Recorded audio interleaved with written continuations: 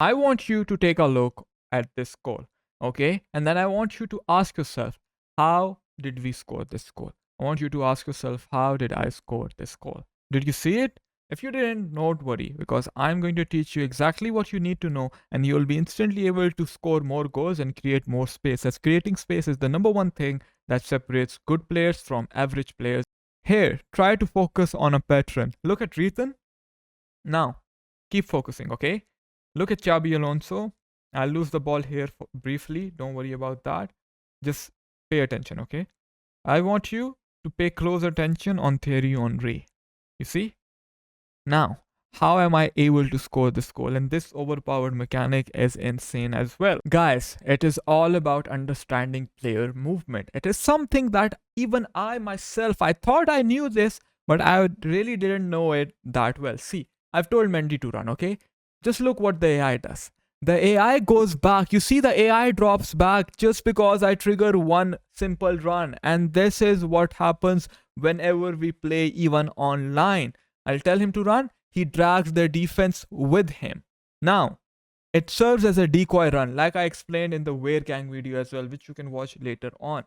So this is why whenever I'm playing, I want to have one active runner, okay? When I have gotten good at having one guy running in behind and then just mastering that, either I play for him or I don't play for him, depending on the situation. Then I at least have two guys making a run. See, I've told Chouameni to run, I've told Valverde to run. The defense goes with him. Because the defense goes with him, I have more space on the ball, right? I can move left to right.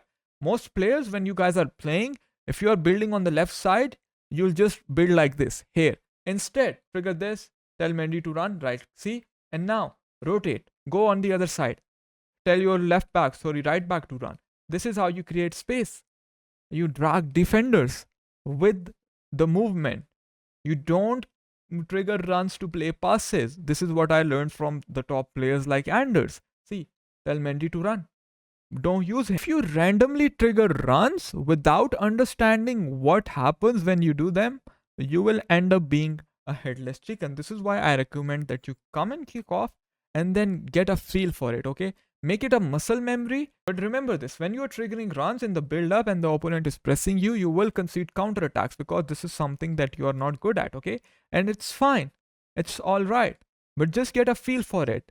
Left to right to left, and trigger runs. See, I'll play him, but I will not use him. Okay?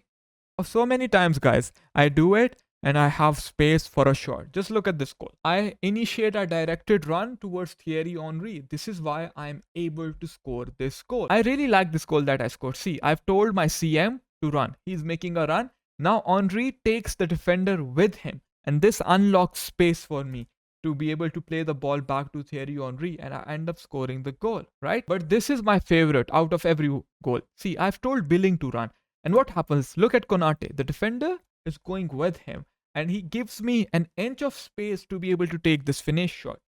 This is called decoy runs and understanding movement. I knew what I am doing. It's not like I just did it out of nowhere. I knew what I was doing. It was purposely done. And this is what I am trying to teach you guys. And no, this is not all. See, whenever you're playing the game, I want you guys to take a random finish shot. When you do this, what happens is that you force the opponent into making a decision. Next time you are here in this situation, either he'll try to press you or he'll move the goalkeeper. That will give you space to do something else. You take finish shots, you trigger runs, you take trivelas, not to play towards them. You do it so you mess up with the mind of your opponent. Now, here's another mechanic that is really good. See, double tap triangle. It was insane in previous games such as FIFA 20, right? And it's back this year. In and around the edge of the box, it's insane. I showed you an example with Guti in the start. It's insane, guys. Just double tap the triangle button, and if you have a pocket of space, just double tap it like this. Even if there's a defender next to you, you'll be able to get this pass through. Another pass that I'm seeing a lot nowadays is this one, the precision pass, right? The R1 square precision pass, especially on the turn. This wasn't on the turn, but if you do it on the turn, you are able to get through sometimes. And it's good to do a switch of play, right? From left to right to left. It's really good if you want to switch.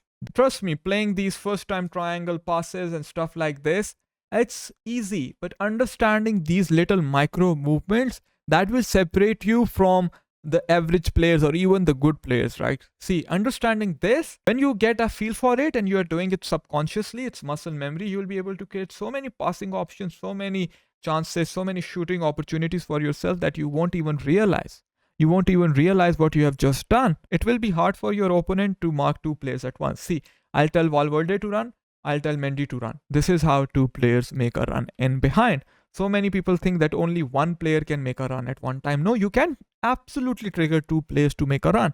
First, make a habit of triggering one and then make a habit of triggering two. Don't forget to take finesses and trivelas just to create havoc in the mind of your opponent. This is how pros unlock space. Think of the game like this. At the end of the day, it's more like chess.